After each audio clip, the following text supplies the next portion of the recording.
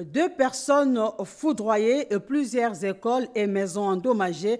Tel est le bilan de la forte pluie qui s'est abattue dernièrement à la cité de Kaimba dans la province du Kwango. Images et commentaires dans cette édition. Invité du journal, le directeur général de la Société des transports au Congo, Monsieur Andro John Mbongi Blackson. Mesdames et messieurs, bonsoir. Merci d'être dans cette édition d'information. Il a donné sa voix à la 75e session de l'Assemblée générale des Nations unies par vidéoconférence. Les chefs de l'État, Félix Antoine Tshisekedi, a parlé de l'effacement de la dette du pays africain pendant cette période de Covid-19 et également de la sécurité en RDC. En voici l'extrait. La coordination multilatérale cohérente assurée par l'ONU en général et l'Organisation mondiale de la santé en particulier, a notamment réussi à garantir une solidarité internationale véritable, efficiente et efficace, et a permis de promouvoir une plus grande interaction avec les partenaires au développement et les institutions financières et économiques internationales en vue de mobiliser les ressources nécessaires à la lutte contre la pandémie, ainsi qu'à aider les pays en développement à renforcer leurs systèmes de santé nationaux. La pandémie nous a montré qu'il n'existe qu'une planète, qu'une santé, et que nos sorts sont liés.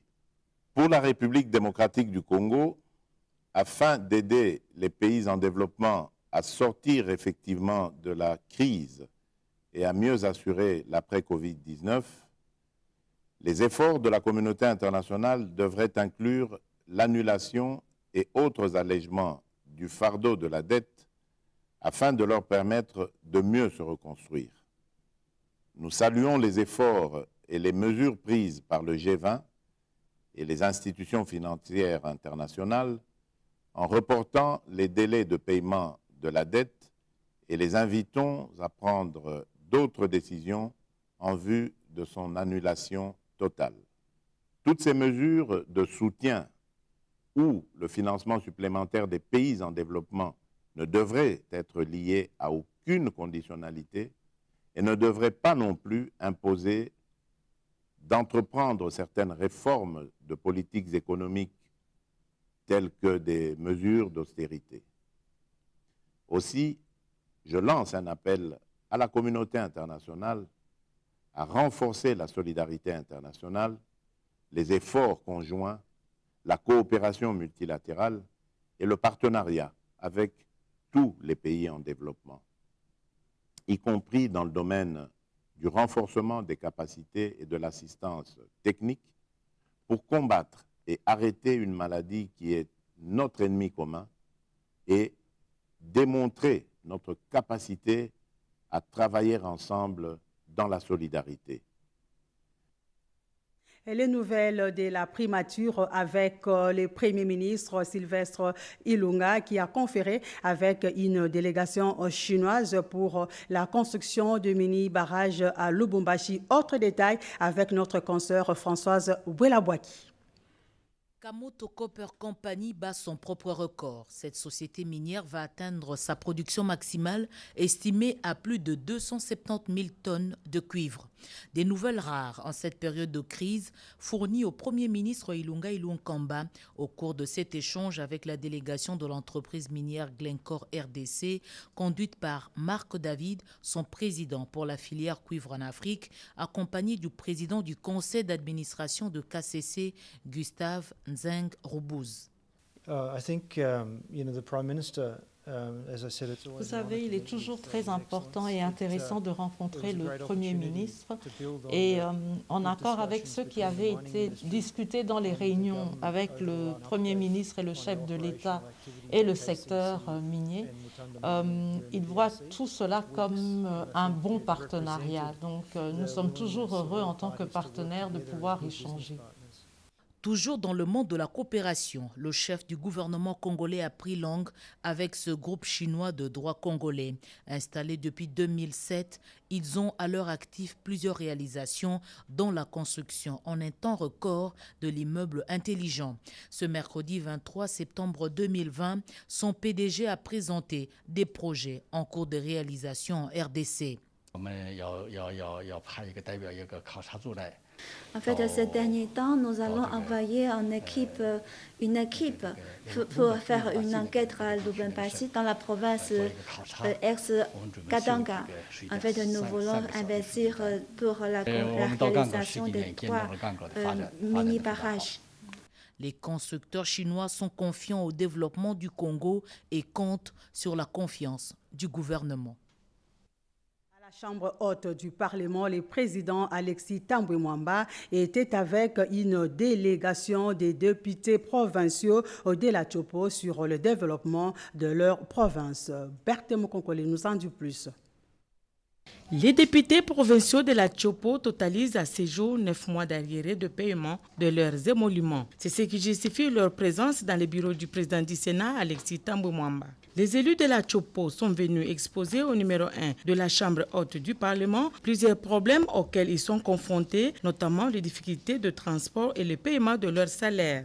Nous sommes venus pour la première chose, lui présenter nos civilités et lui féliciter par rapport à sa brillante élection à la tête du Sénat comme président. Et aussi, on lui a parlé des certains problèmes purement politiques de notre province.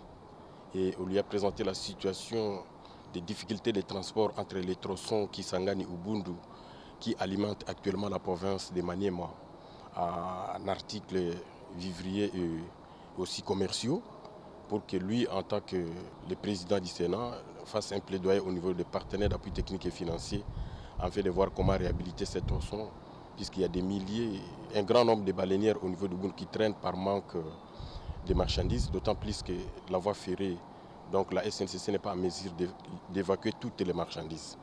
Également, on lui a posé un problème autour de l'aéroport de Bangoka par rapport à sa réhabilitation, n'est-ce pas, qui devrait faire la jonction entre les Maniema et Kisangani en international à travers le Ethiopian Airlines pour que Kindu et Kisangani n'aillent plus à Goma, soit à Kinshasa pour pouvoir survoler à l'étranger.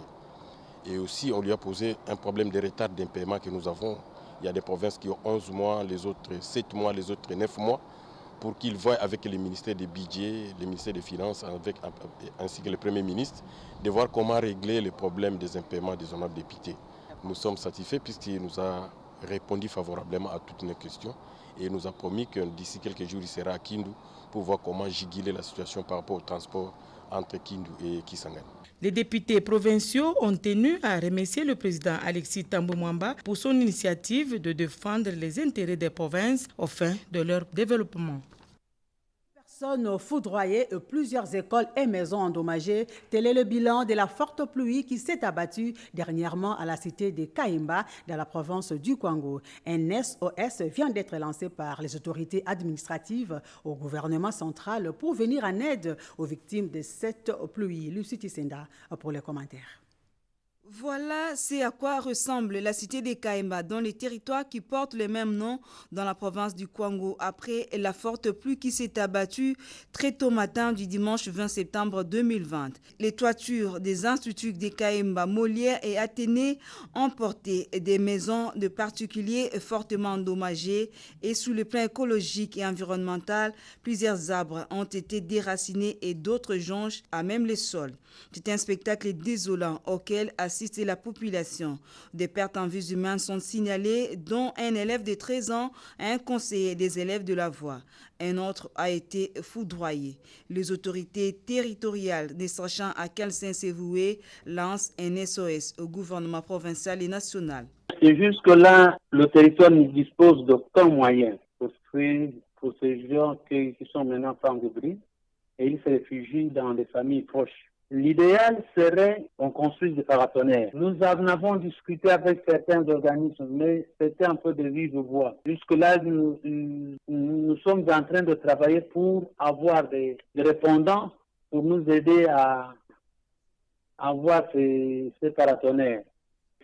situation de foudre à Kaemba. Tout simplement, et le milieu. Nous pensons que la ville est située sur une nappe d'eau avec beaucoup de sources. Une solution durable doit donc être trouvée rapidement afin d'éviter que pareilles situations se reproduisent. Concernant les retours de la Dame Pluie, les préparatifs vont bon train au ministère des ITP où les vice-premiers ministres, ministre Willy Ngopos, qui était avec les responsables du secteur des infrastructures sur la situation générale des urgences dans la ville Kinshasa et Redus Kitutu. Pour prévenir les dégâts de Dame la Pluie qui annonce déjà ses couleurs à Kinshasa et en province, le vice-premier ministre, ministre des Infrastructures et Travaux publics a donné des instructions claires et a demandé aux responsables de l'OVD, Office de route, cellule infrastructure, la SNEL et l'hôtel de ville de lui présenter les priorités des priorités afin d'apporter des réponses concrètes aux catastrophes naturelles dont les érosions qui menacent la voirie et les grands édifices. Que nous puissions faire un choix, c'est-à-dire prendre ce qu'il appelle les urgences des urgences pour pouvoir lui présenter dans 48 heures, pour voir dans quelle mesure on peut entreprendre les travaux d'ici 15 jours avant que les pluies reviennent. La cellule infrastructure qui s'occupe de la réhabilitation des 5 artères de Kinshasa va aussi présenter les priorités des priorités pour notamment les artères Bianda et Kisenso menacées par des érosions. Une autre situation dramatique, c'est la pylône des lignes haute tension de la SNEL qui alimente la ville de Kinshasa, menacée également par les érosions. Il nous demande maintenant dans toutes ces urgences de choisir les plus urgentes, de manière à ce que dans les 15 jours qui vont suivre, qu'il y ait un petit quelque chose qui peut aider la SNEL à stabiliser ces menaces d'érosion. Gouverner, c'est prévoir. Le vice-premier ministre, ministre des ITP, Willy Ngopos, attend de ses experts un cahier de charges dans un bref délai. En mission des services dans les lois là-bas, l'inspecteur général des finances, Jules Alinguete, a visité les locaux devant accueillir les inspecteurs affectés dans les travaux d'encadrement de la régie financière. Cédric Kenina. C'est ce bâtiment qui va recevoir les inspecteurs généraux affectés à l'encadrement de la régie provinciale du Lualaba et à la chaîne de la dépense au niveau provincial. L'inspecteur général des finances, chef des services, Jules Alinguete, s'est rendu compte des conditions de travail sur place avec à ses côtés le directeur général adjoint de la régie provinciale. Je me suis rendu compte que la province s'est préparée à les accueillir. Donc il y a des bureaux pour l'inspection générale des finances ici. Donc je suis satisfait, j'ai visité, donc j'ai installé les inspecteurs généraux des finances qui vont rester travailler pendant plusieurs mois ici pour maximiser les recettes de la province et aussi suivre l'évolution des régies nationales ici à la province de Lualaba. Notre impression, c'est une expression de joie de les recevoir ici pour que à travers leur mission, nous puissions davantage mener à bien les objectifs qui nous sont assignés. Le Lualaba affiche sa volonté de se conformer aux normes en faisant de la bonne gouvernance son mode de fonctionnement, et cela avec l'appui de l'Inspection générale des finances. Suivez à présent cette cérémonie de prestation de serment de 2 membres du collège des conseillers de l'autorité des régulations et des postes et télécommunications nommés récemment par le chef de l'État.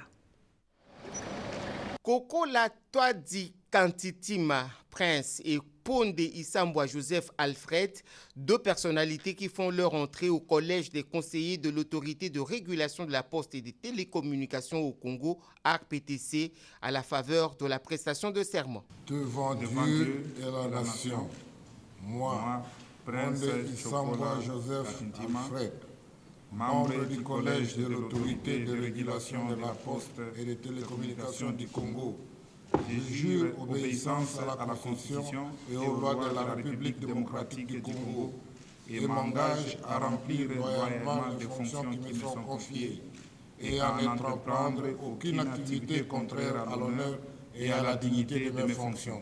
Le magistrat Ntimba Konde Joseph, président de la section du contentieux, a présidé cette cérémonie et a pris acte de la prestation de serment.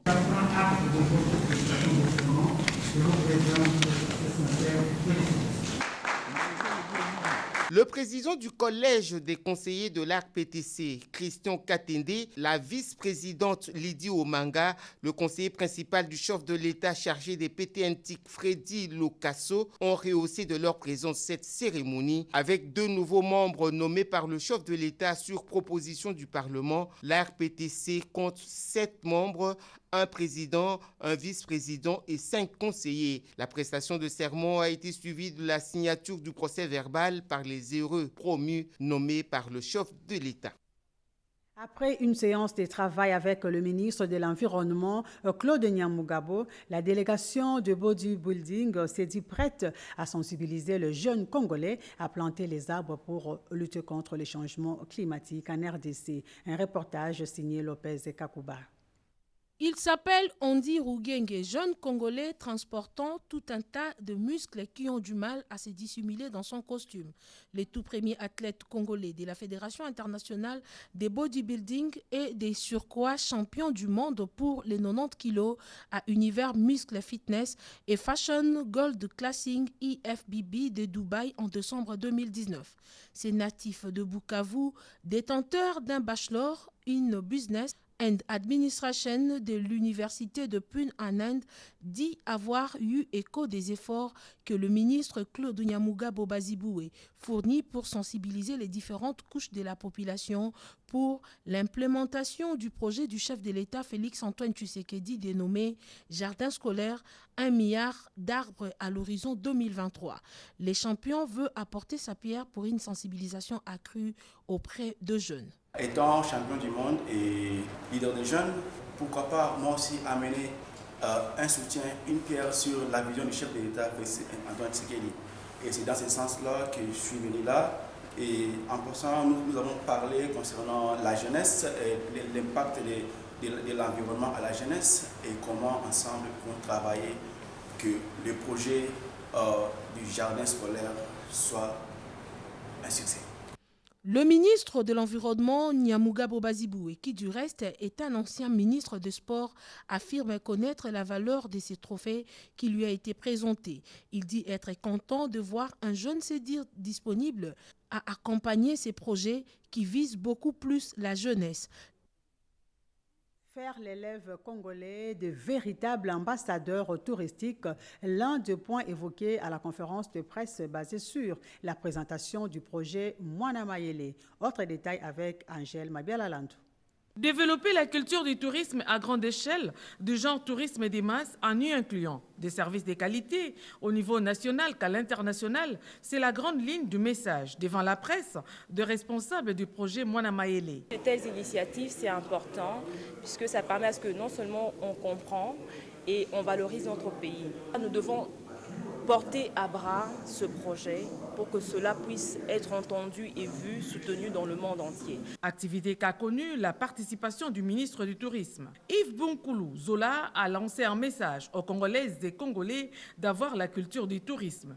Le tourisme, dit-il, qui est un élément générateur de recettes, permet aux populations d'approfondir leurs connaissances. Les 3 orateurs du jour ont tous eu comme dénominateur commun cette approche, éduquer la jeunesse, promouvoir la culture et les sites touristiques du pays, comme l'atteste le coordonnateur du programme Mwana Mayele, Paul Chibanda. Aujourd'hui, nous lançons Mwana Mayele pour éveiller l'attention de tous les Congolais, de toutes les Congolaises, qui doivent savoir que Dieu a placé beaucoup de potentialités en eux, en nous tous qui sommes ici, Bana Mayele, que nous puissions développer ce pays ici grâce au tourisme. Les sites difficiles d'accès, les zones en proie à des conflits font partie de la mission de ces projets, mais aussi la prise en compte des jeunes pour en faire des véritables ambassadeurs touristiques dans l'usage de nouvelles technologies. La République démocratique du Congo vient de bénéficier de 50 respirateurs portables, dont des États-Unis remis par l'ambassadeur des USA en RDC au ministre d'État à la coopération internationale, Pépin Guillaume Mandiolo, Lucie Tshisenda. Dans le cadre de la solidarité internationale en cette période de crise sanitaire, les États-Unis d'Amérique mettent à la disposition de la RDC des respirateurs portables pour les 26 provinces du pays. Le certificat symbolisant cette offre des États-Unis d'Amérique a été reçu par le ministre d'État à la coopération internationale, intégration régionale et francophonie, Maître Pépin Guillaume Manjolo. Par ce don, selon l'ambassadeur Mike Hammer, la Maison-Blanche vient se joindre aux efforts de la RDC dans la lutte contre le Covid-19 et aussi l'amélioration des conditions de soins de santé. Les respirateurs viendront s'ajouter aux efforts continus de la RDC pour offrir des soins de santé de qualité à ceux qui ont le plus besoin. Et c'est important de reconnaître que les respirateurs sont des appareils flambants neufs, ultra modernes, compacts et faciles à déployer. Représenté par le ministre d'État à la coopération internationale, la RDC n'a pas caché sa satisfaction au regard de ce don. À travers moi, monsieur l'ambassadeur, je remercie au nom du gouvernement congolais, la Maison-Blanche. Votre démarche habituelle nous accompagne. Cette solidarité est au-delà du matériel. C'est un signe profond d'humanité. La RDC et les États-Unis d'Amérique entretiennent d'excellentes relations de coopération mutuellement avantageuses. Cette action vient renforcer les liens déjà solides. Communiqué dans ce journal, la Société nationale d'électricité informe son aimable clientèle de la ville-province de Kinshasa, des provinces du Katanga, Congo central, Nord et du Sud Kivu, Bandundu, ainsi que de la ville de Kisangani qu'elle procède au recouvrement forcé et intensif, forte à porte de toutes ces factures de consommation d'électricité restées impayées à ce jour. À cet effet, elle demande à ses clients d'aller payer sans délai leurs factures uniquement au guichet SNEL situé dans ces points de perception contre un acquis et d'exhiber le preuve de paiement des factures déjà payées en cas de contrôle. En cas de non-paiement, la coupure d'électricité sera exécutée et le rétablissement n'interviendra qu'après paiement de toutes les factures et des frais y relatifs. Payer ces factures, c'est donner à l'ASNEL le moyen d'améliorer la qualité des services rendus à la clientèle. Ce communiqué tient lieu de mise en demeure signé par le directeur général Bosco Kayombo au Kayan. La langue des signes pour tous, des thèmes choisis pour la Journée internationale des langues des signes, célébrée aujourd'hui à travers le monde. Suivez les messages des leaders sourds à l'occasion de cette journée. La langue des signes facilite la communication entre sourds et personnes entendantes. Contrairement à une idée répandue dans l'opinion, la langue des signes n'est pas une langue universelle. Chaque pays a sa propre langue des signes et doit la conserver et promouvoir ses patrimoines pour appuyer les développements et inclusion des personnes sourdes. En République démocratique du Congo, les leaders sourds et les réseaux des interprètes ont fait un message pour promouvoir la langue des signes congolaise et valoriser les métiers d'interprètes gestuels en langue des signes.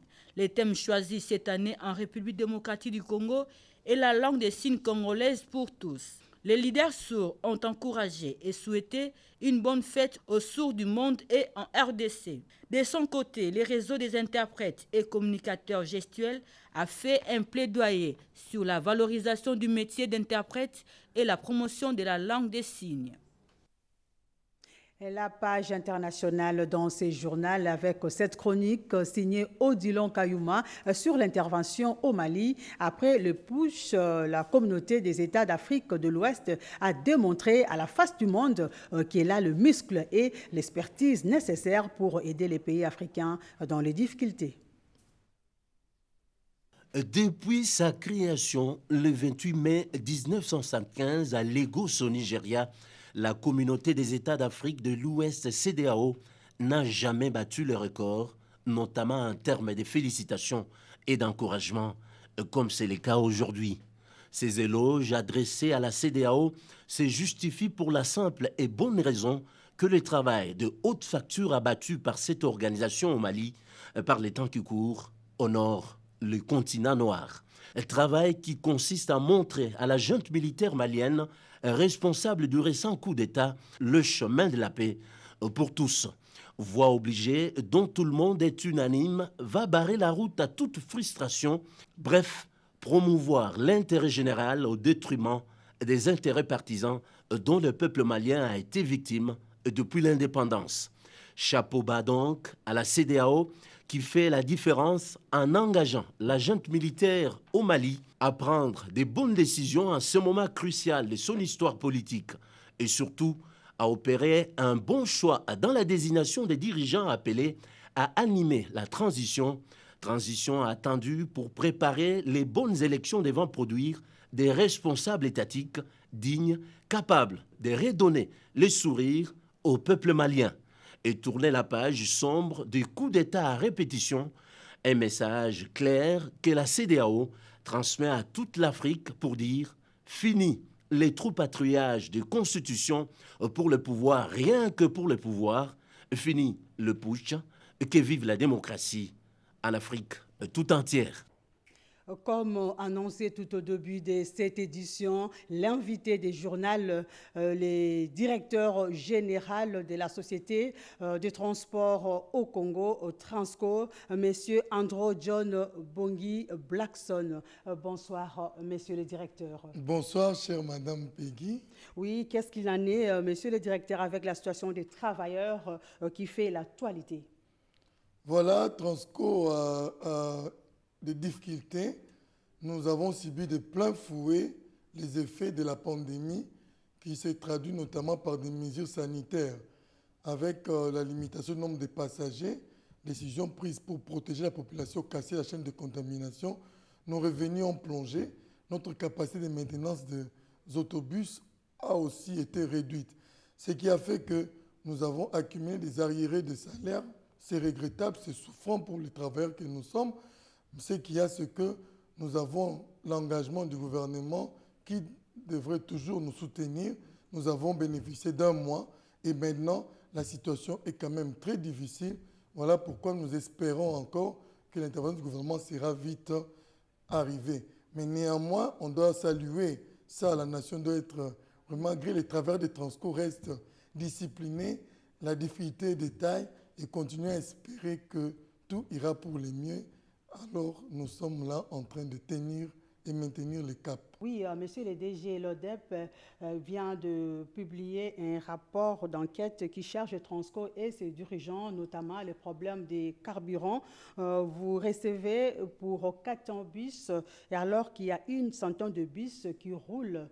Je dois dire que ce rapport a étonné parce que nous n'avons pas reçu ODEP chez nous pour enquêter. Les règles l'exigent. Si ODEP avait enquêté chez Transco, il n'aurait pas écrit de telles chimères. Ça, je dois le dire, parce que Transco ne reçoit pas de stock physique pour le cas des carburants que vous évoquez. Il en est de même de tout ce qu'ils ont mentionné. Transco ne reçoit pas de stock physique. Transco est ravitaillé par Cobil sur la base d'un contrat entre le gouvernement et Cobil. Et ce contrat est géré par un comité interinstitutionnel, présidence de la République, primature, ministère des Transports, hydrocarbures, finances, économie. Les consommations réelles sont facturées par Cobil. Il n'y a pas une mise à disposition à l'avance d'une quantité ou d'un stock. Encore moins une mise à disposition de fonds pour parler des 900 000 qu'on reçoit depuis. Ça n'existe pas. Une moindre enquête aurait aidé ODEP à contribuer à la bonne gouvernance comme c'est un contrôle citoyen. Je dois déplorer que depuis un certain temps, on a annoncé l'arrivée de 440 bus. Il y a un activisme qui se met en branle. On voit les rapports ODEP qui viennent. On voit 30 travailleurs de Transco, je pense qu'ils sont travailleurs de Transco, en train de manifester devant la cité de l'OIA, alors que Transco, avec ses travailleurs, 3000 à peu près, savent ce qu'il y a comme difficulté. Nous sommes en train de travailler avec les délégations syndicales et intersyndicales pour obtenir ce que le gouvernement doit. Et nous nous préparons pour améliorer notre service en faveur de la population et la fourniture avec ce que le chef de l'État et le gouvernement ont fait de merveilleux de doter Transco de 400 nouveaux bus. Nous les en remercions. Oui, merci, messieurs les directeurs, pour toutes ces précisions. Nous rappelons que l'invité de ce journal était monsieur Andrew John Bongi Blackson, directeur général de la Société des transports au Congo. La réunion sur la convention collective entre les acteurs du secteur de l'eau va baliser les chemins pour l'amélioration des conditions de travail au sein de la Régie des eaux. Par ailleurs, le directeur de l'Office national d'identification de la population a échangé avec l'ambassadeur du Royaume de la Belgique en RDC. Le tout dans ses condensés. La réunion sur la convention collective dans les secteurs de l'eau met autour d'une table l'intersyndicale de la Régie des eaux et la direction générale et ses gages qui vient cristalliser les pactes sociaux. Des assises lancées par les directeurs généraux de cette entreprise du portefeuille de l'État, Clément Moubiaï Kanchama. La Régie des eaux se trouvant dans l'eau et tout le personnel est complètement noyé. Je me suis rendu compte qu'il faut tout faire pour faire sortir toute cette entreprise de l'eau. Un des moyens pour y parvenir, c'est cette organisation ici. Il faut d'abord s'attaquer à la base. La base, c'est l'homme. Celui qui est à la base de l'homme, de l'entreprise, c'est le syndicat. Vous savez que ça fait 18 ans que nos textes n'ont pas été révisés. Ils ne répondent plus aux réalités du moment. Nous avions la responsabilité de l'actualiser, de l'adapter au nouvel environnement politique, macroéconomique et social. Parmi les attentes, l'amélioration des conditions, le renforcement des capacités du personnel, tenant compte des recommandations du gouvernement central et des partenaires techniques et financiers. Les royaumes de Belgique pourraient accompagner l'Office national d'identification de la population dans l'opération de recensement et d'identification de la population en RDC. L'ambassadeur du royaume de Belgique en RDC, Joe Indekeu, est venu explorer avec le directeur général de l'ONIP, Richard Ilungantumba, les possibilités de collaboration entre son pays et l'ONIP. La Belgique a déjà une certaine expérience en matière d'identification et de l'état civil. Elle pense partager cette expérience avec l'ONIP. Il est très important d'abord que la population soit identifiée. Si on arrive à donner une identité à une personne, cette personne acquit des droits pour des droits à la santé, des droits à l'éducation. L'ambassadeur de Belgique s'est dit également très encouragé de voir la RDC mettre en place des institutions qui vont répondre à des questions aussi importantes que l'identification et l'état civil. À la police nationale congolaise, les épouses des policiers viennent de bénéficier d'un don de masques dans la lutte contre la COVID-19, don de la Fondation Musée Laurent Désiré Kabila. On fait le point avec Mami Kadima. La Fondation Laurent Désiré Kabila s'associe à la lutte que mène la police nationale congolaise contre la COVID-19. Sa présidente, Jeannette Kabila, a mis à la disposition de la police nationale congolaise un lot de pagnes et des machines à coudre au foyer social de la police pour confectionner des masques. Ce travail étant fini, Mme Cécile Amouli, présidente de l'Association des épouses des policiers, a procédé à la remise de ces masques à leurs épouses. L'épouse du commissaire général a attiré leur attention sur le fait que la pandémie n'est pas encore éradiquée malgré la levée de l'état d'urgence sanitaire décrété par les chefs de l'État. Le port du masque est obligatoire pour servir des mesures barrières afin de lutter contre la propagation du coronavirus dans leur caserne. Le message que j'ai amené, c'était pour dire qu'on a déconfiné le pays, mais la pandémie n'est pas finie. Donc nous devons être vigilants. Nous devons continuer à nous protéger, à respecter les gestes barrières.